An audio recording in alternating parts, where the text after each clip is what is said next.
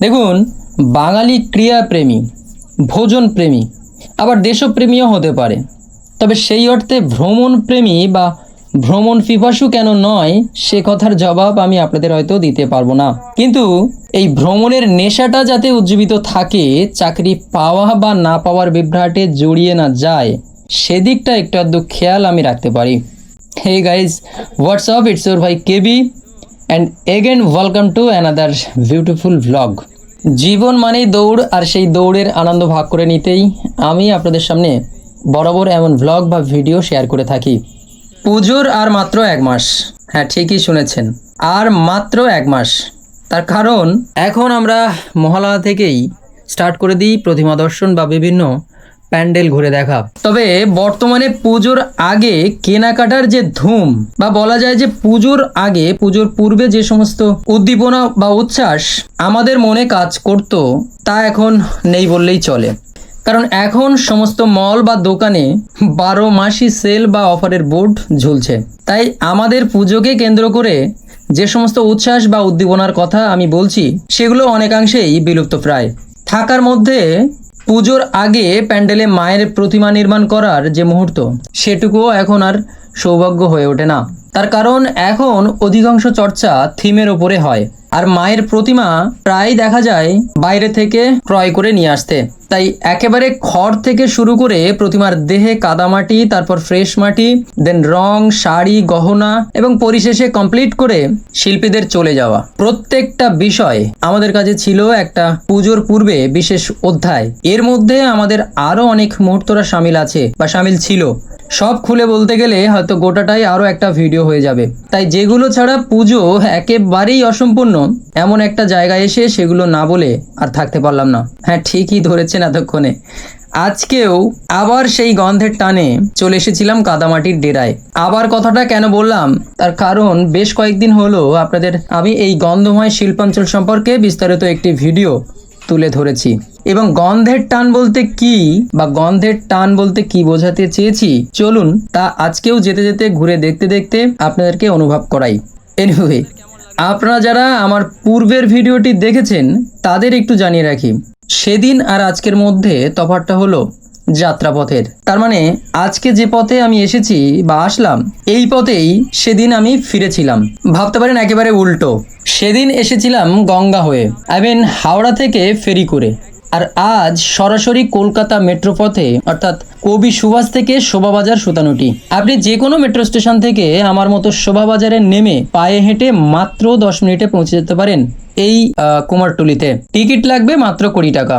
তবে আজ ফেরার সময় গত ভিডিওতে যে বিষয়টা অধরা ছিল তা সম্পূর্ণ করতে স্কিপ না করে শেষ অবধি ভিডিওটিতে চোখ রাখুন।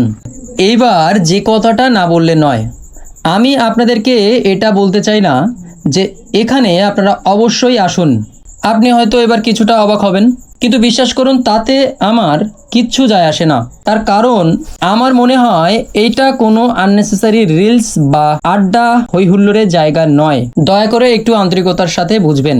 যদি আপনার ভিতরে কোনো শেখার ও জানার কৌতূহল থাকে, বা শৈশবে আপনার পাড়ায় পুজোর 1 থেকে 2 মাস আগে প্রতিমা করতে আসা পুটোদের অর্থাৎ শিল্পীদের সাথে সেই ফেসবুক, হোয়াটসঅ্যাপ, ইনস্টাগ্রাম, বলা ভালো একেবারে ইন্টারনেটবিহীন দিনের সেই কাদামাটি মাখা দিনগুলো যদি আপনি সত্যিই মিস করে থাকেন বা অনুভবে ফিরিয়ে আনতে চান, অথবা এক কথায় আপনার ভিতরে যদি সেই শিল্প সত্তাটা প্রবাহমান থাকে, তবে বলবো আপনি অবশ্যই হলেও এখানে একবার আসতে পারেন।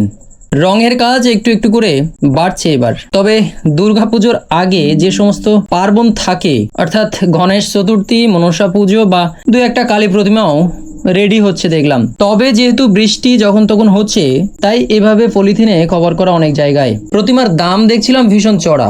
অনেকেই আসছেন এখন গণেশ প্রতিমা সহ আরো সমস্ত সব প্রতিমার বায়না করতে। যাই হোক, তো এই সরু কাদামাটির গলিতে তাদের কাজের আর ব্যাঘাত না ঘটিয়ে আপাতত এখানকার এটুকু আপডেট রেখে চলুন এখন ভিডিওর শেষ পর্বে, অর্থাৎ পূর্বের ভিডিও মারফত বলা অধরা দৃশ্যটি আপনাদের সামনে এবার তুলে ধরি। চলুন।